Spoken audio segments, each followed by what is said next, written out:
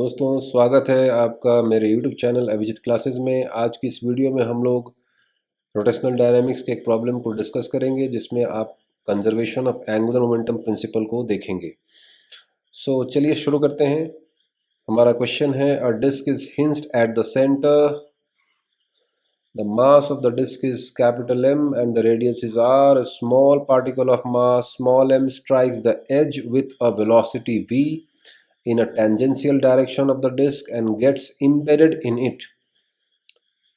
Calculate the final angular velocity of the disk. तो question बड़ा ही simple सा है, तो चलिए हम लोग इसे सॉल्व करने की कोशिश करते हैं। देखिए दोस्तों, ये हमारा एक particle, small particle of mass m and ये हमारी डिस्क है जिसकी मास है कैपिटल M, रेडियस इस डिस्क की R है, डिस्क सेंटर पे हिंज्ड है और इनिशियली डिस्क रेस्ट में। Disc is hinged at the centre, मान लीजिए सेंटर है हमारा O। Now particle of mass M tangentially strike करती है इस डिस्क पे विथ अ वेलोसिटी v और जाकर इसमें इम्बेड हो जाती है। इसके बाद डिस्क एक एंगुलर वेलोसिटी से रोटेट करने लगती है अबाउट द हिंज और अबाउट पॉइंट O, इसके अबाउट में रोटेट करने लगती है। तो चलिए ज़रा इसे एनिमेशन के फॉर्म में अगर आप देखें तो कुछ इस प्रकार ये चीज़ें ऑकर हो रही हैं। देखिए एक पार्टिकल आएगी, स्ट्राइक करेगी डिस्क से और ये डिस्क रोटेट करने लगती है with N angular velocity omega. मान लिया जाए कि एंगुलर वेलोसिटी है हमारी ओमेगा और ये ओमेगा हमें फाइंड आउट करना है। तो चलिए इसे सॉल्व करते हैं। तो ये हमारी इनिशियल सिचुएशन है और ये हमारी फाइनल सिचुएशन है। पार्टिकल है हमारे पास एक जिसकी मास है स्मॉल m, ये आती है टेंजेंशियली स्ट्राइक करती है डिस्क के एज पे और इसमें इम्बेड हो जाती है और उसके बाद ये डिस्क और ये पार्टिकल दोनों एक एंगुलर वेलोसिटी से मूव करने लगती है। हमें फाइंड आउट करना है कि भाई इस डिस्क की फाइनल एंगुलर वेलोसिटी कितनी होगी। डिस्क सेंटर पे हिंज्ड है, तो चलिए इसे सॉल्व करते हैं। तो मान लिया जाए कि डिस्क की जो सेंटर है वो O है, जहाँ पे वो जिस पॉइंट के अबाउट में वो हिंज्ड है और इस डिस्क की मास है M, radius is R, radius of the disc is R। तो जब ये पार्टिकल स्ट्राइक करेगी, जब ये पार्टिकल v वेलोसिटी से स्ट्राइक करेगी इस डिस्क पे, तो सेंटर पे एक फोर्स काम करेगी which is the hinge force. Hinge force के द्वारा एक रिएक्शन लगेगा।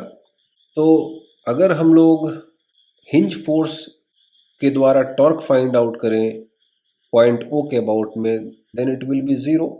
So we can apply the principle of conservation of angular momentum about the hinge point.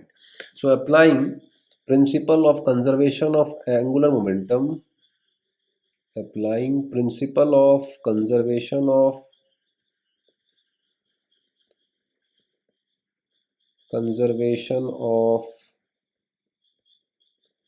angular momentum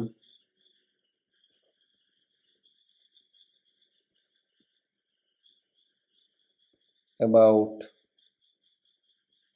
O, we can write the initial angular momentum is equals to final angular momentum. हम लोग point O के about में क्यों apply कर सकते हैं? The reason is hinge force के द्वारा जो टॉर्क है हिंज पॉइंट के अबाउट में जीरो हो जाएगी या पॉइंट O के अबाउट में जीरो हो जाएगी। So we can conserve the angular momentum about that point because you know that torque is equal to rate of change of angular momentum. So if net external torque is zero about that point, then it means angular momentum is constant. तो इसका सीधा अर्थ हो गया कि initial angular momentum और final angular momentum दोनों same होगी उस पॉइंट के अबाउट में। नाउ इनिशियल एंगुलर मोमेंटम अगर आप फाइंड आउट करें पार्टिकल की, then it is mvr about point O, because आप देखें कि ये जो है लीवर आर्म है वो R के बराबर है। So mvr is the initial angular momentum of the particle. अगर आप डिस्क की बात करें initial angular momentum, then it is zero because disc is at rest initially. Now final angular momentum of the particle,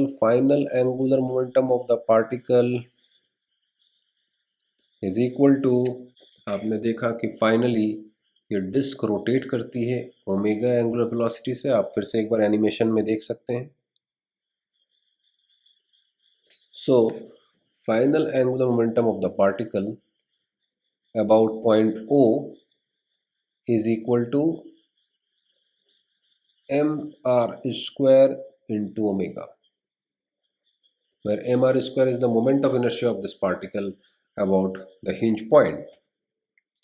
The final angular momentum of disk is equals to moment of inertia of the disk about the hinge point multiplied by omega, which is equal to mr square by 2 multiplied by omega. तो दोस्तों total जो initial angular momentum है वो आपको पता है और final angular momentum भी आपको पता है। दोनों को इक्वेट कर दें, दोनों इक्वल होगी क्योंकि एंगुलर मोमेंटम कंजर्व है हिंज पॉइंट के अबाउट में। Now principle of conservation of angular momentum अगर आप अप्लाई करें about hinge point, so we have initial angular momentum is equals to final angular momentum, and initial angular momentum is mvr है हमारा, final angular momentum है mr square omega plus mr square by 2 omega. This implies omega is equals to mvr upon 2m plus m multiplied by r square. Therefore omega is v by r into 2m upon m plus 2m. So friend, this is the answer. तो दोस्तों आप मेरे channel को subscribe कर सकते हैं और इसे शेयर कर सकते हैं and do press the bell icon ताकि आपको हर नोटिफिकेशन मेरी फिजिक्स वीडियोस से रिलेटेड मिलती रहे। Thank you for watching.